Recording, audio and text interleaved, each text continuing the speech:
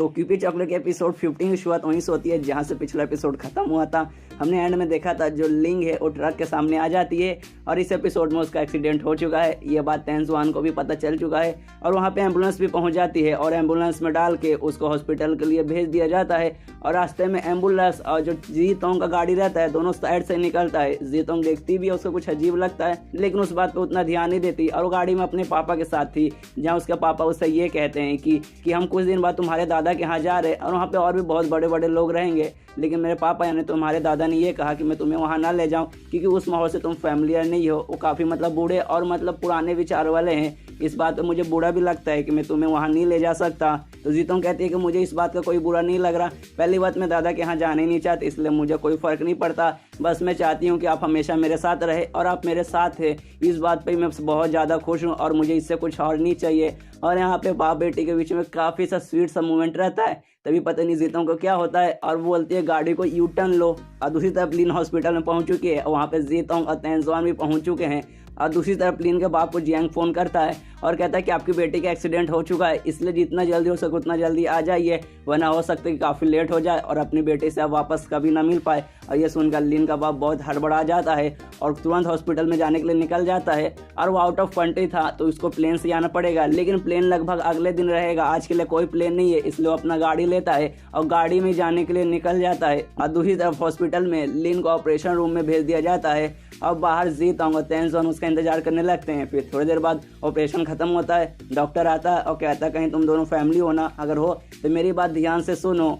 और फिर शाम हो जाती है। लिन का बाप भी हॉस्पिटल में पहुंच चुका है और काउंटर पे से पूछता है कि एक लड़की है जिसका नाम लिन है, हाई स्कूल में पढ़ती है, उसका एक्सीडेंट हुआ तो क्या इस हॉस्पिटल में भर्ती हुई है, प्लीज़ आप नेम चेक करके मुझे बताइए। तो नेम चेक करती है, फिर कहती है कि नहीं, लेकिन इस नाम की तो कोई भी लड़की भर्ती नहीं हुई है। तो लिन का बाप कहता है ऐसे कैसे हो सकता है, वो इसी हॉस्पिटल में है। तो वो बोलती है कि नहीं, इस नाम की पहली बात कोई है ही नहीं। तो लिन का बाप कहता है तुम रहने दो, मैं खुद से जाके देख लूँगा। और जबरदस्ती हॉस्पिटल में जाने लगता है देखने। तभी वहाँ से एक डॉक्टर आता है ये कहते हुए कि यार बेचारी कितनी छोटी थी, बहुत पहले ही जा चुकी है, बहुत बुरा उसके साथ हुआ। तो डॉक्टर से पूछता है क्या कोई लड़की है, उसके साथ कुछ हो गया क्या? तो डॉक्टर बोलता है कहीं आप उसके फैमिली हो क्या? हाँ, उसके साथ बहुत बुरा हुआ, वो बेचारी नहीं बची।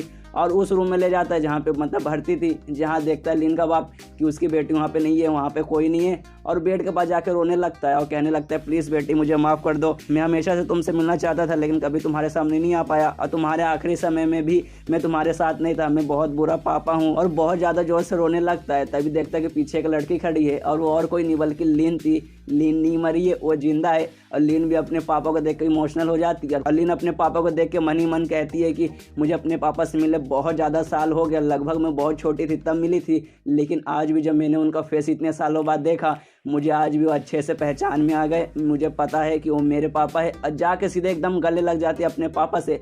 और यहाँ भी इनका बाप बेटी के बीच में बहुत स्वीट सा, बहुत इमोशनल सा मूवमेंट आता है। और यहाँ पे हमें रिवील होता है जो लिन था वो ट्रक के सामने आ गई थी, लेकिन जियांग ने जाके लिन को बचा लिया था, जिस कारण लिन का एक्सीडेंट नहीं हुआ था, एक्सीडेंट हुआ था जियांग का। और यहाँ पे जियांग को भी होश आता है और होश आने के बाद तेंजुआन थोड़ा सा गड़बड़ी कर लेती है, जिस कारण जियांग फिर से बेहोश हो जाता है।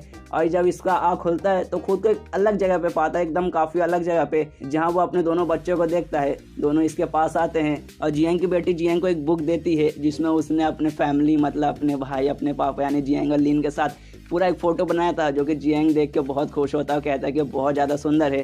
फिर उसकी बेटी रोते रोते कहती है कि अब मैजिक ख़त्म होने वाला है तो हम भी बहुत जल्दी गायब हो जाएंगे। अब भाई पूरा जो मैजिक था वो चॉकलेट का मैजिक था लिंग पे, जिस कारण ये दो बच्चे भी आए थे और उसका मैजिक ख़त्म हो चुका है, क्योंकि वो मैजिक तब ख़त्म होता है जब उस बंदे का इच्छा पूरा कर दिया जाता है। और लिन का इच्छा यही था कि उसके पापा उसके पास आके रहे, उससे मिले, उससे बातें करे, और ये हो चुका है, जिस कारण अब मैजिक ख़त्म होने वाला है। और फिर जियांग का बेटा भी जियांग से कहता है कि अब हम जा रहे हैं, लेकिन आप हमसे एक प्रॉमिस कीजिए कि हमारे के जाने के बाद आप मम्मी और आप दोनों मिल के एकदम खुशी की ज़िंदगी रहेंगे। और इतना बोलने के बाद उसके दोनों बच्चे वहाँ से गायब हो जाते हैं और हॉस्पिटल में इसका आँख खोलता है, जहाँ देखता है कि उसके सामने लिन बैठी है, जो इसके बारे में काफ़ी चिंता कर रही थी, क्योंकि उसी के कारण इसका एक्सीडेंट हुआ था। तो उससे प्यार से कहता है कि मेरे कारण तुम्हारा चश्मा टूट गया, कोई बात नहीं, जब मैं ठीक हो जाऊँगा तब तुम्हें एक चश्मा खरीद के दूंगा। इसके बाद सीन शिफ्ट होता है 1 महीने के बाद, जहां अब पूरी तरीके से जियांग रिकवर हो चुका है और उसको हॉस्पिटल से छुट्टी मिल चुकी है। और हॉस्पिटल के बाहर आता है कि चलो अब से मेरी ज़िंदगी ठीक हो जाएगी, सारे लड़कियां मेरे पीछे पड़ी थी, उनके ऊपर का मैंने मैजिक हटा दिया है, अब मेरी ज़िंदगी काफ़ी बढ़िया होगी। और जैसे ही हॉस्पिटल के बाहर जाता है तब उसका पैर एक टट्टी पे पड़ता है और देख के हैरान कि अरे बाप रे, हॉस्पिटल के बाहर किसने टट्टी कर दिया। उसके बाद वहाँ पे शाओली पहुंच जाती है अपने गाड़ी से और सीधे एकदम डायरेक्ट जाके जियांग से चिपक जाती है और कहती है देखो मैं तुम्हें लेने आ गई और मुझे माफ़ कर दो, जब तुम 1 महीना हॉस्पिटल में थे तब मैं तुमसे मिलने नहीं आ पाई, लेकिन अब मैं आ गई। तो जियांग उस पर चिल्लाता है अरे यार आए थी तो आराम से आती ना, ऐसा मुझे तुमने धक्का दे दिया, अभी मैं गिर जाता तो वापस हॉस्पिटल में ही भर्ती हो जाता। तो शाओली कहती है अरे यार मैं तो तुम्हारा टेंशन ले रही हूँ, तुम मुझ पर ही चिल्ला रहे हो। तभी देखते हैं वहाँ पे जीतोंग भी आई है अपना गाड़ी लेकर इसको लेने जियांग को, और उसके बाद वहाँ पे तेंजुआन और लीन भी पहुँचते इसको लेने। और यहाँ पे जियांग परेशान, अरे बाप रे ये क्या होगा, एक साथ सब आ गए, पता नहीं मेरा क्या हालत होगा। और सारी लड़कियाँ मतलब जियांग की तरफ आ रही है गुस्से से कि नहीं तो उसके साथ नहीं, तू हमारे साथ आएगा। और तभी हम सामने शाओली आ जाती है, उनके सामने खड़ी हो जाती है और कहती है कि ये मेरा पति है इसलिए तुम इसे नहीं ले जा सकते, इसे मैं लेके जाऊंगी। तो जीतोंग कहती है पति, ये कब से तुम्हारा पति हो गया, तुमने कब शादी की। तो तेंजुआन आके भी कहती है कि हाँ इसने सही बोला, ये कब से तुम्हारा पति हुआ, इसलिए रास्ते से हटो, हम उसे लेके जाएंगे। तो शाओली कहती है अगर इसी बात है, हिम्मत है तो आओ इसको लेके जाओ। उतने में जियांग सोचता है अरे बाप रे यहाँ पे रहूंगा तो चटनी बन जाएगा, इसलिए चुपके से निकलता हूँ और चुपके से निकलने लगता है। इतने में जाओली बाकी तीनों को बोलते हैं पीछे देखो वो सैल्मन बॉय, पीछे देखते कहाँ है। उतने में जाओली गाड़ी लेकर वहाँ से निकल जाती है और ये लोग चिल्लाने लगते हैं कि अरे यार ये साली धोखा देके हमें चली गई, अगली बार आएगी तो हम तुझे नहीं छोड़ेंगे। और जियांग भी शाओली के गाड़ी में रहता है, उसको समझ नहीं आ रहा बाप रे ये कैसा हो गया, वो तो चुपके से निकल रहा था। तब एक छोटा सा फ्लैशबैक देखने को मिलता है कि जब वो चोरी चुपके से निकल रहा था उन चारों लड़कियों के बीच में, तभी जाओली को बॉडीगार्ड आए, उसको रस्सी वस्सी से बांध के एकदम जबरदस्ती उसको गाड़ी में पैक कर लिए। यहाँ पे जियांग कहता है अरे शाओली ये तुम गलत कर रही हो, ये किडनैपिंग है, पुलिस को पता चला तो तुम्हें छोड़ेगा नहीं। और वो चिल्लाने लगता है अरे यार कोई तो आओ प्लीज बचाओ। और उस परी को आवाज़ देने लगता है वो क्यूपिड गर्ल प्यार की देवी को कि प्लीज आओ मुझे बचाओ।